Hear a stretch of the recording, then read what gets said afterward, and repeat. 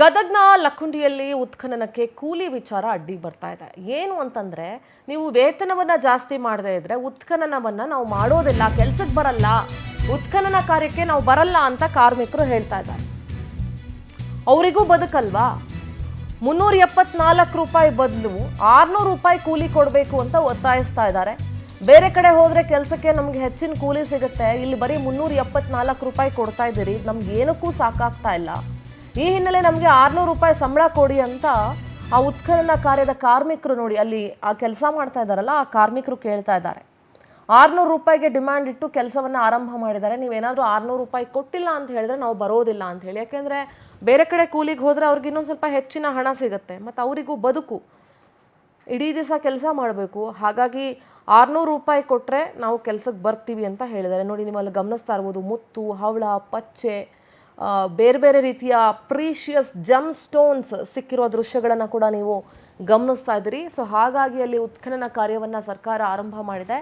So 600 ರೂಪಾಯಿ ಕೂಲಿ ಕೊಡಿ, ಹಾಗಿದ್ರೆ ನಾವು ಕೆಲಸಕ್ಕೆ ಬರ್ತೀವಿ, ಇಲ್ಲಾಂದರೆ ನಾವು ಉತ್ಖನನ ಮಾಡೋದಿಲ್ಲ ಅಂತ ಅಲ್ಲಿನ ಕಾರ್ಮಿಕರು ಒತ್ತಾಯಿಸ್ತಾ ಇದ್ದಾರೆ.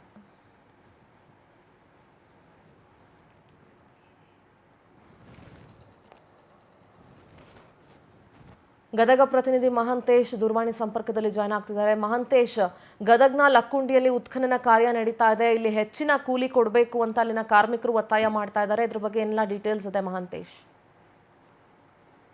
ಹೌದು ಸಿಂಧೂರ, ಗದಗ ಜಿಲ್ಲೆಯ ಲಕ್ಕುಂಡಿ ಗ್ರಾಮ ಏನಿದೆ, ಲಕ್ಕುಂಡಿ ಗ್ರಾಮ ಇತಿಹಾಸದಲ್ಲಿ ಹೆಸರು ಮಾಡ್ತಕ್ಕಂಥದ್ದು.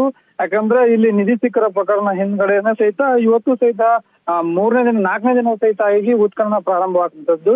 ಈ ಉತ್ಖನನ ಪ್ರಾರಂಭದಲ್ಲಿ ಮಹಿಳೆಯರಾಗಿರ್ಬೋದು, ಪುರುಷರಾಗಿರ್ಬೋದು, ಕೂಲಿ ಕಾರ್ಮಿಕರು ಏನು ನಮಗೆ 374 ರೂಪಾಯಿ ಪಗಾರ ಏನ್ ಕೊಡ್ತೀವಿ, ಈ ಒಂದು ಸಂಬಳ ನಮಗೆ ಸಾಲಲ್ಲ, ನಮಗೆ ಕನಿಷ್ಠ 600 ರೂಪಾಯಿ ಸಂಬಳವನ್ನು ಕೊಡಬೇಕು ಅಂತ ಹೇಳ್ತಾರೆ. ಯಾಕಂದ್ರೆ ನರೇಗಾ ಒಂದು ಯೋಜನೆ ಅಡಿಯಲ್ಲಿ ದಿನಕ್ಕೆ ಬೆಳಿಗ್ಗೆ 4 ತಾಸು ಕೆಲಸ ಮಾಡಿದ್ರೆ 370 ರೂಪಾಯಿ ಏನು ಸಂಬಳವನ್ನ ನೀಡ್ತಾರೆ. ಇವತ್ತು ಸಹಿತ ನಾವು ಬೆಳಿಗ್ಗೆ 8 ಗಂಟೆಯಿಂದ ಸಾಯಂಕಾಲ 5 ಗಂಟೆವರೆಗೂ ಸಹಿತ ಈ ಕೆಲಸವನ್ನ ಮಾಡ್ತೀವಿ, ನಮಗೆ ಹೆಚ್ಚಿನ ಸಂಬಳ ನೀಡಬೇಕು ಅಂತಂದು ಇವತ್ತು ಸ್ವಲ್ಪ ಹೊತ್ತು ಕಾರ್ಮಿಕರು ಪ್ರತಿಭಟನೆ ಮಾಡಿ ಕೆಲಸವನ್ನ ನಿಲ್ಸಿದ್ರು. ನಂತರ ಅಧಿಕಾರಿಗಳು ಆಯ್ತು, ಸ್ಥಳೀಯರಾಯ್ತು ಬಂದು ಮನವೊಲಿಸಿ ಸದ್ಯ ಇವತ್ತು ಸಹಿತ ಉತ್ಖನನ ಕಾರ್ಯವನ್ನು ಪ್ರಾರಂಭ ಮಾಡಿದ್ದಾರೆ.